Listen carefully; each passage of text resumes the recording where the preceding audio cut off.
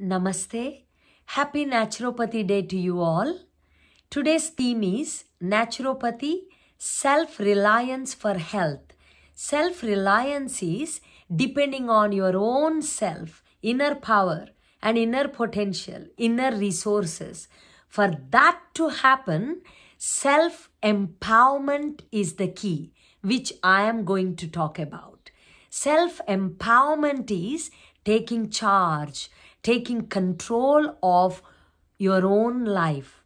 It can be positive choices, it can be your belief system, all that comes under self-empowerment. It is a state of being in which we recognize and celebrate our inner potential. There are two things, recognizing our inner potential and celebrating it. How beautiful is that? So that is the state of empowerment. See, for example, if there is a self-doubt that causes a lot of anxiety and that leads to a lot of health problems. But when we have positivity and when we have clear mind with positive perception towards your own self, there is no anxiety and it helps to improve our health. So clear state of mind, positive state of mind is important for self-empowerment. Okay. So I'll be talking about 3-step process for self-empowerment. First one is taking charge of your emotions. Your emotions are very important. If they are positive, it helps to boost your immunity. Okay, positive emotions are important. So, doing pranayama is very important. That helps to purify our emotions. And when you do pranayama, breathing exercises, adding the sankalpa shuddhi is very important.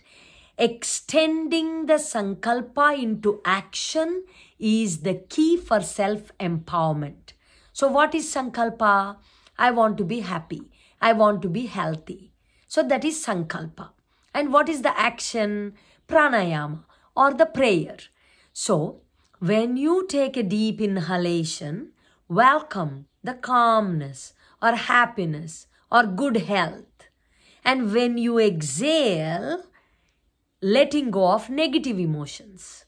So when you perform your pranayama with good sankalpa, good positive intention, that is more powerful to eliminate the mental clutter. When we release the accumulation of morbid matter at mind level, that helps to improve our vitality and boost our immunity, and body can heal quickly. So we are providing that environment to body. Okay. See, for example, I'll tell you quickly little story. There's a big auditorium and a speaker speaking and to many people, and he made a beautiful joke and everybody laughed. And after 30 minutes, he made a same joke again. And half of the auditorium, half of the people smiled and laughed. And then he made a same joke again after another 10 minutes. And almost in whole auditorium, hardly any smiles or happiness. See, when we are unable to enjoy and be happy on same thing again and again, why do we need to worry and cry on same thing again and again and again? See, we need to think. So day to day, reflect on your emotions and try not to dwell in negative emotions again and again and again. Learn to enjoy every moment of your life. And second one is self-compassion. That is non-violence. Ahimsa. Gandhiji's example of ahimsa. And he says, you yourself than anybody in the entire universe deserves your love and affection. See, that is Gandhiji's dialogues. So we need to be self-compassionate and also compassionate with others. Okay, so what you can do is every single day or at least few times in a week, put your hand on your heart and recollect one of the happiest incident in your life that happened before. So you are engaging yourself into positive state of mind and then sending loving kindness and compassion to your own self, or sending loving kindness and compassion to your patient or to your loved ones, to friends and families. It takes hardly 2 to 3 minutes, but being kind and sending loving kindness and compassion is very healthy process. So it is very good for mental wellness, and lot of research on self-compassion and compassion itself. Okay? And third one is effective communication. It is not about communicating with others only, but it is also how are you communicating your own self? What is the dialogue in daily life? Are you speaking more positive words or negative words? Are you speaking more encouraging words or say stressful words? Because they have a biggest impact. Every word matters. Every thought matters. So communication need to be very effective. So I'll tell you a little story.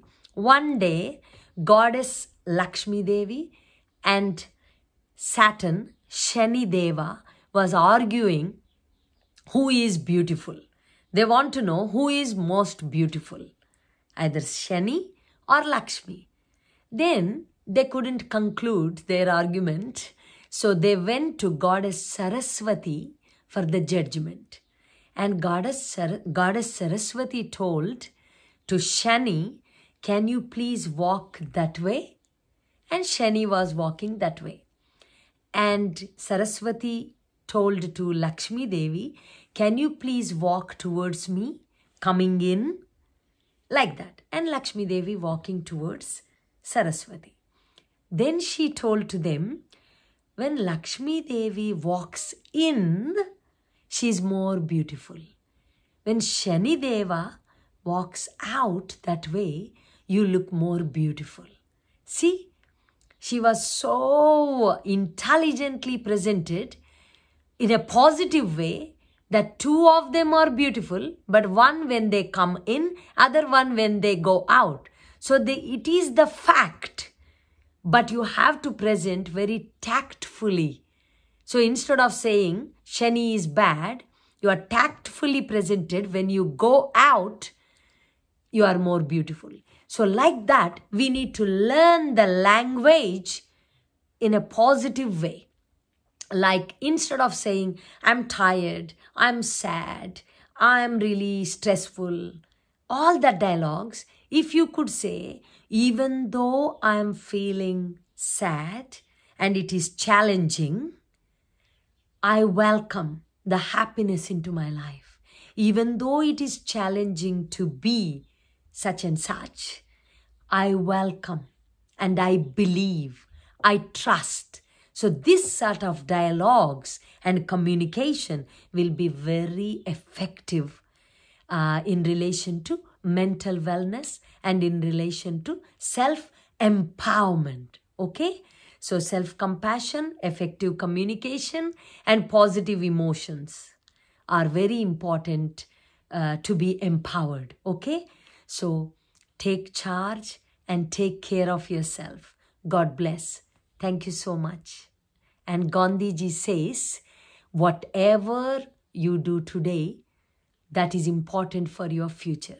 Your future depends on what you do today. Okay? Take care. Namaste.